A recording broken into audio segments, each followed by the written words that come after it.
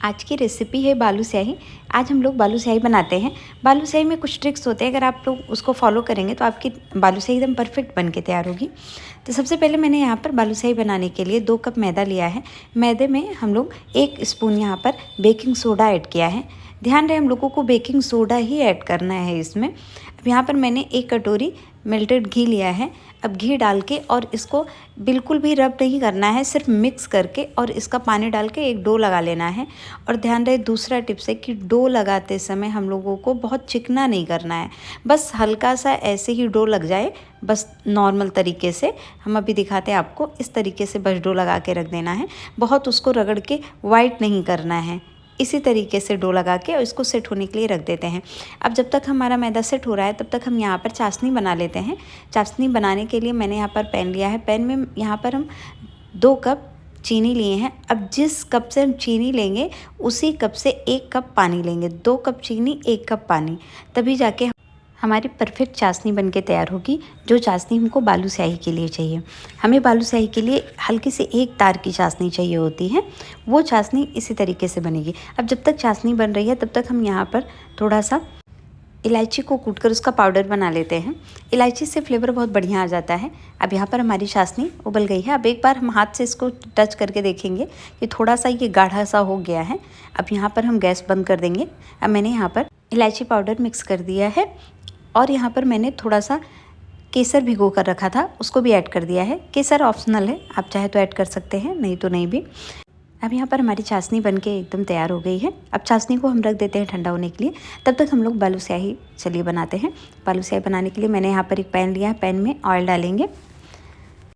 अब जब तक हमारा ऑयल गर्म हो रहा है तब तक हम लोग बालूशाही बनाकर तैयार कर लेते हैं।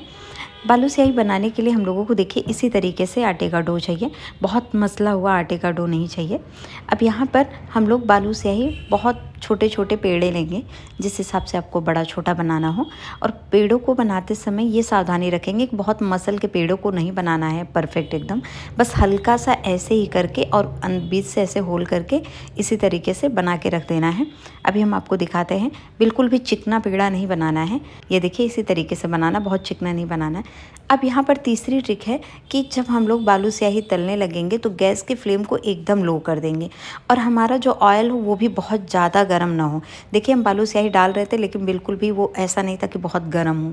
और बालूशाही तलते समय ध्यान रखिएगा कि 4 से 5 मिनट लग जाते हैं गैस की फ्लेम को एकदम लो रख के, और तब बालूशाही को हम लोग उलट पलट के दोनों तरफ से अच्छे से तलेंगे।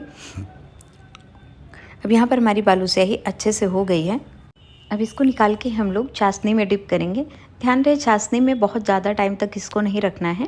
पहले एक तरफ से इसी तरीके से चाशनी में हम लोग डुबो के और फिर 2 से 3 मिनट बाद दूसरी तरफ से हम लोग इसको पलट देंगे और उसके बाद निकाल लेंगे। 2 से 3 मिनट तक ही इसको चाशनी में डिप करके रखना है, उससे ज़्यादा नहीं। 2 से 3 मिनट के अंदर ये पूरा अच्छे से अंदर तक चाशनी इसके घुल जाती है। अब यहाँ पर मेरे पास और जितने बालूशाही बन के तैयार हुए थे, यहाँ पर हम सबको तल लेंगे और तलने के बाद चाशनी में डिप करके निकाल लेंगे। बालूशाही बनाने का सिर्फ 2 ही ट्रिक यही होता है कि एक तो आप उसका आटा बहुत ऐसे मसला हुआ ना गूँथिए, बस हल्के हाथों से ही गूँथिए।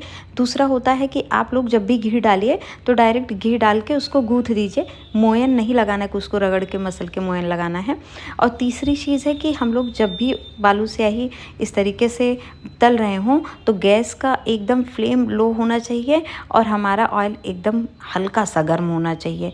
बस इतनी ही ट्रिक होती है कि अगर आप इस तरीके से बनाएंगे तो आपकी बालूशाही एकदम परफेक्ट बन के तैयार होती है। यहाँ पर मैंने जितनी बालूशाही मेरी बनी थी सब बना के यहाँ पर निकाल लिया है मैंने। चलिए आप लोगों को दिखाते हैं। 2 कप मैदे में इतनी बालूशाही बन के तैयार हुई है। अब इसको ऊपर से थोड़ा सा पिस्ता डाल के गार्निश कर लेते हैं।